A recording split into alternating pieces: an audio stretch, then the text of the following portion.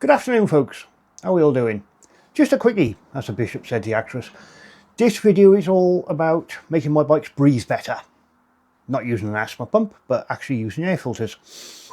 The two I'm using is on the Enfield. I've got an SB Performance air filter bought off eBay, around about 50 quid I think. They generally range from 50 to 80 quid for K&N, DNA air filters, whatever. And I've used a K&N filter on the KTM. Right, start off with Elvis, my Royal Enfield 650 Interceptor. If you check the forums, have a read through, a lot of people recommend you change the air filter to a performance free-flowing air filter and the open end for the airbox. I'll stick a photo up now. They also recommend that you change your exhaust system, either silencers or complete system. I haven't bothered.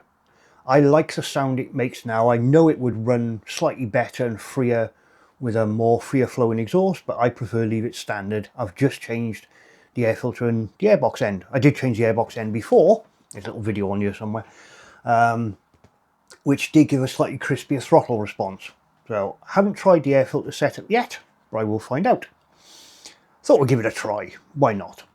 The great thing with the Royal Enfield is, according to all the forums and the information I've read, when you do mods like change the air filter and such like, if you start the bike up, you don't rev it, start it from cold, and just leave it idle for 15 to 20 minutes.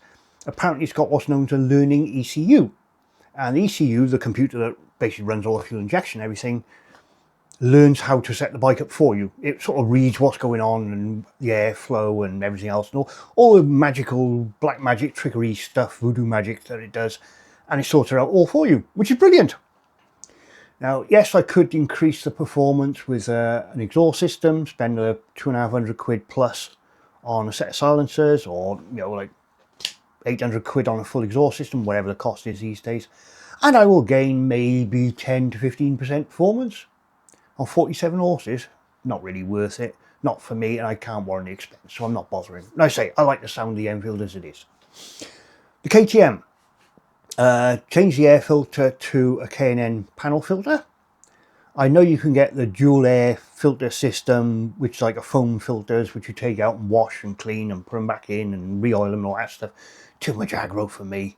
I just chucked a K&N air filter in. Again, bought it off eBay. Main reason for that is since I did the evap removal system, which is the emissions canister tucked in under the right hand fairing. Since I removed that and fit the dongle, I've noticed it does have quite a strong petrol-y smell coming from the engine, and somebody else mentioned this the other day. They asked if I'd had it remapped after the exhaust change because there's quite a smell of petrol, which I haven't.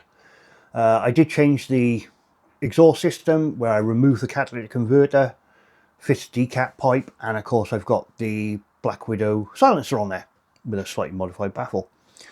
So I thought, right, we'll try a K&N air filter, more airflow, hopefully that'll sort out the minor fueling issue.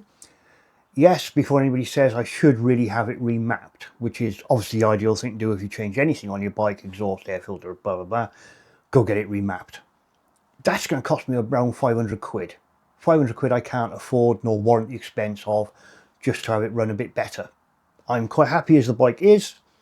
I fitted the filters, which literally took me seconds. I didn't film it, obviously. And I fired the KTM up and there's no strong petrol-y smell at all, so I'm assuming that sort of resolved the issue I had, although the air filter was a bit grotty. Right, that's it folks, that was all it was. Just a quick video to tell you I've changed the air filters on the bikes, help things breathe a bit better. As I said from day one on both my bikes, I will keep you up to date with everything I do to them, any faults, any issues I have, good, the bad, the ugly.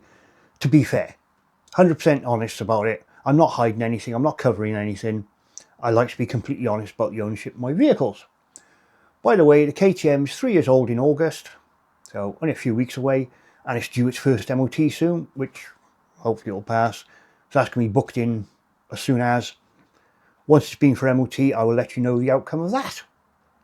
In the meantime, folks, I will ask you to like, share, subscribe, comment below, all the usual. It really does help build my channel. I keep saying it, I want it 1,000 subs. Just say, I've done it, pat on the back, well done, Grumps. You've hit 1,000 subs. That's it. Not interested in monetizing or any of that crap. For you lot, Thank you very much. Really appreciate it. Whatever you're doing, please be safe, ride safe, and have fun. Go back to my coffee now. Oh, sorry. Nearly forgot. Toodles. Coffee. Oh, that's hot.